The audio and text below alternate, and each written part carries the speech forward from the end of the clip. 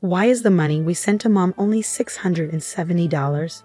My husband shouts angrily. I had to stop sending more money. Look at what's left in your mom's account on this paper, I reply straightforwardly. My name is Penelope and I'm 42 years old. I work part-time at a supermarket. I have 2 sons, Ethan in 8th grade and Leo in 6th grade. My husband is Asher, who's 43 years old. Asher's mom, my mother-in-law, is 67 years old. Ever since Asher's dad passed away, my mother-in-law has been living alone. Even though she gets some money from a pension, it's not much. When my father-in-law died, we talked about it. He raised Asher, and I feel indebted to him. I figure he'll need more help in the future too. So I've decided to send her $335 every month as a sort of caregiving payment, I explain. They told us the house loan is paid off now. My late father-in-law left behind $200,000. As per his will, Asher, being his only child, agreed to give the entire amount to my mother-in-law. I thought maybe we could manage with that money. It's scary living without any income and seeing your savings shrink. My mother-in-law understands this too, so she suggested I give her a monthly allowance. It's more of a symbolic gesture, I add. But less than a year after we made that decision, my mother-in-law called in tears, sparking an argument about the allowance because of COVID. I can't afford to go to the cheaper supermarket, so I can't save any money, she says. COVID can be scary for some people, my husband acknowledges. Yeah, it's scary to go out. I agree. So if there's something you need, just tell me. I can pick it up from the specific store on my way home from work, I offer. But my mother-in-law insists that's not the problem. It's not just groceries, it's everyday items too. Oh, I understand now. It's not only food. Okay, I'll go to that store for everyday items as well. I promise. Honestly, do I have to spell it out for you? It's not just groceries and everyday items. It's things like hair dye to cover gray hair too, she shouts. In other words, she's saying, please don't make me explain so much. The allowance isn't enough. My husband, feeling guilty, says, I'm sorry, Mother, and decides to increase it to $670 without asking me first. Wow, $670 is a lot of money.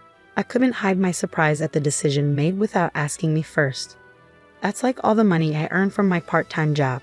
And soon, our older child will be taking entrance exams, and we can't skip sending them to cram school.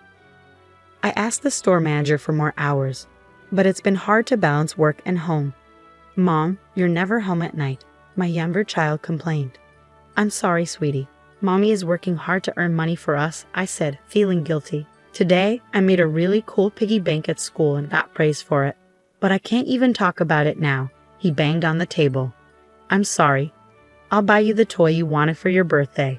I promise I'll work hard for it, I reassured him, promising to buy the toy my second son wanted. Then my husband walked by, just wait a bit for the toy. Grandma is making sacrifices too. Mommy isn't working just for toys, she's working for Grandma, he said before leaving me feeling guilty. Even for our child's birthday gift, we were cutting back for my mother-in-law's sake, and the way he said it made me wonder, who was I really working for? My husband's words left me confused. Surprisingly, our younger child stayed and patted my shoulder. Mom, you're doing your best. Don't worry, Mom. I don't need the toy right away, my younger child reassures me. But that feeling of uncertainty returned when my mother-in-law called. Did you get the envelope? She asked, her voice trembling. Yes, I replied. You can probably guess what happened next. Indeed, today I received an envelope from my mother-in-law. When I opened it, I found a copy of a bank statement inside. I quickly checked the remaining balance. Huh. I was surprised and my voice slipped out unintentionally. $6. It's less than $10 now. Can you see it? My mother-in-law seemed to understand that I had seen the contents of the envelope and her voice quivered with tears. And now, with prices going up, I can't even afford to pay the electricity and gas bills, she sobbed. But I tried to keep talking while looking at the statement. That's enough. All you do is tell me what to do and what not to do, going on about useless things and procrastinating. Last time, you talked about running errands for household items and groceries, but those were useless solutions. That's why I called at this hour. Asher, are you there? Take over for me. My husband had already come close during the phone conversation, and he said, Mom, let me take over, as he took the receiver from me. Yeah, Asher responded. Then he exclaimed, "Oh no," letting her use up the entire inheritance, letting the balance drop below $10. "I'm sorry, I think this is definitely a misfortune for my humble parents." Yeah, I understand.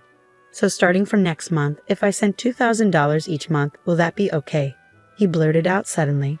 "What? $2,000? How could the allowance be that much?" I stood there in shock as I listened. After he hung up the phone, Asher shouted angrily, "Why is the allowance for Mom only $670? I told you it should be at least $670. I thought you had increased it." "But you see, inside that envelope—" I tried to explain, but he interrupted me and continued, "I told you I owe her for raising me. In the future, she'll probably need more help. If you think of it as caregiving expenses, why is my mother in such a heartbreaking situation?" His voice grew louder as he expressed his frustration. I was already stretched to my limit. Even the $335 allowance was tough to manage. I thought increasing it to $670 was an achievement. I worked more hours at my part-time job to cope. I even learned to cook more affordable meals. I managed the household expenses with all those efforts, but it wasn't enough, and there were sacrifices. "I did it for my children, just like I do everything else," she scolded me abruptly, deciding on a $2,000 allowance without consulting me and without even considering how our allowances were being used according to my mother-in-law's bank statement. "Above all, I'm working for the sake of my sons, not for my mother-in-law." "That's enough," I said in a cold voice. I realized that when a person gets too angry, their voice becomes quiet. "What do you mean? It's fine. Are you getting defensive now?" My husband mocked me. I was no longer willing to yield to his words. After seeing a copy of that statement, I absolutely couldn't accept such a ridiculous proposal as a $2,000 allowance. I've had enough of a son who blindly believes and supports a money-seeking mother and grandmother. People who can't prioritize our family don't belong here. Get out. If you want to support your mother so badly, then go live with her. You can happily go to hell together. I firmly pushed my husband out the front door, then I walked him out. I shoved the envelope in his face. "I'll send your belongings back and you'll cover the shipping. Take a close look at the contents of your mother's bank statement, huh?" my husband asked, but I just closed the door with a laugh. Bang. "What's going on, Mom?" Hearing the commotion, our two children came downstairs. "Well, you two. Your father said he wants to spend more money on you, and he asked Grandma to spend more too." I couldn't stand it any longer, so I explained to the children. "I see. If you decided this, Mom, it must be for the best for this house," my older child said. "I'll follow your lead," they added. "Well, that toy, I'll wait for it until I'm an adult, no matter how many years it takes," my younger son said, trying to cheer me up. "Thank you, my sons." 1 week later, my husband called out to me, "Help me." I responded coldly, "What about?" "Could you at least listen to my story?" he pleaded. "I know what you meant when you said to look at the statement. I can't believe after all this time that I know what that means," he stammered, but he kept talking, clinging to his speech. I had to hold back my laughter on the phone. "I can't believe that you would blindly trust your mother and then suggest such an outrageous proposal. I can't believe you're calling me now, wanting to get back together. You really have no idea how clueless you are, huh? That's just who you are. You question everything without realizing your own indecisiveness. You casually involve others and act surprised when it's pointed out," I said. "Well, I suppose it wouldn't hurt to have one final conversation. I want to say those last words in person. It's important for the children and closure matters." I agreed to meet my husband in our house.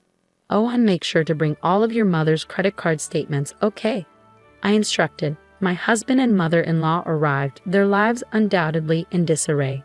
I thought this meeting would be a complete disaster. "If you had just calmed down and looked at the statement, you would have figured it out." My husband insulted me outright. "You ended up believing your mother, didn't you?" I responded calmly. "So, can you show me the statement?"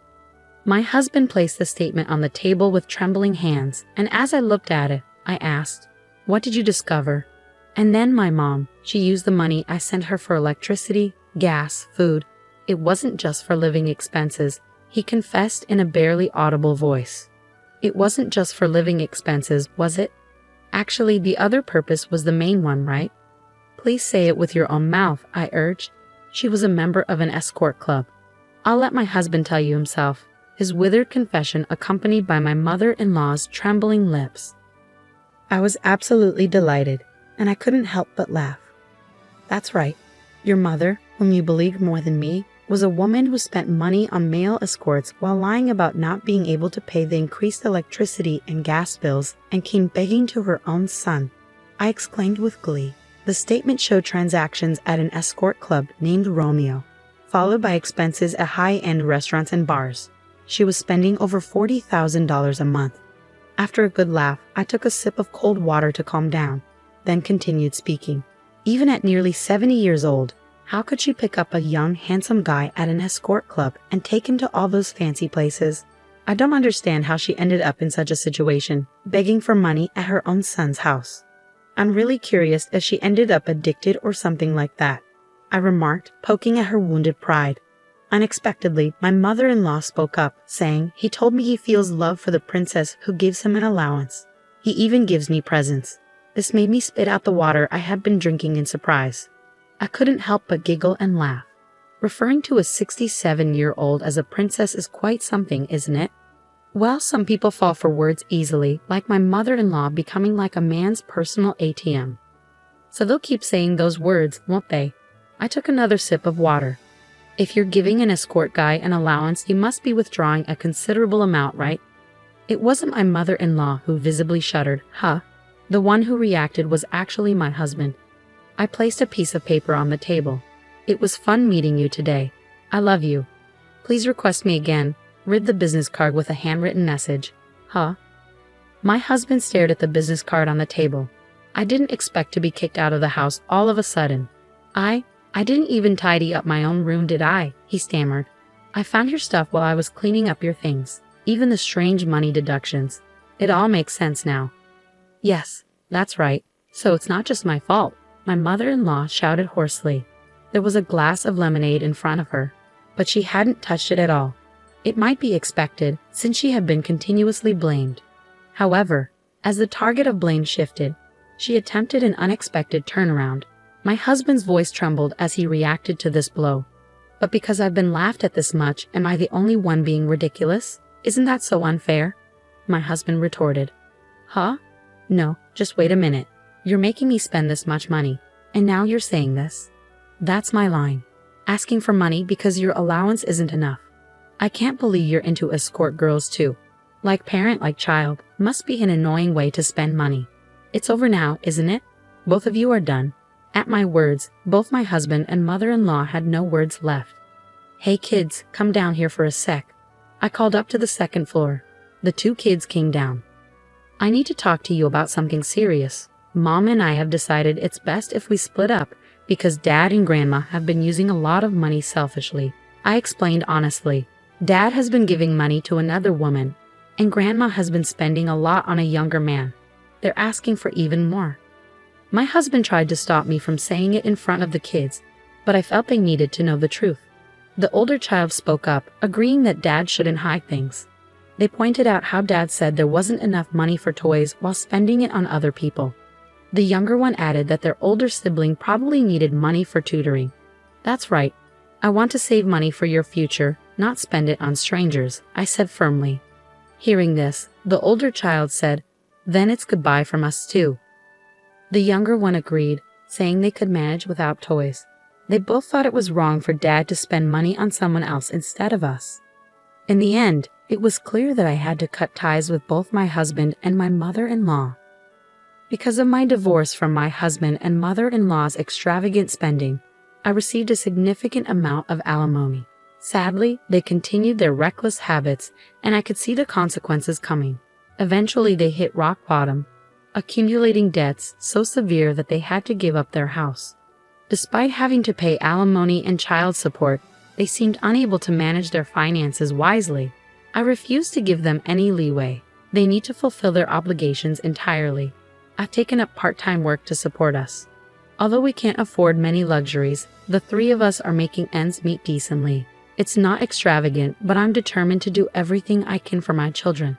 My hope is to continue living peacefully with the three of us in the future.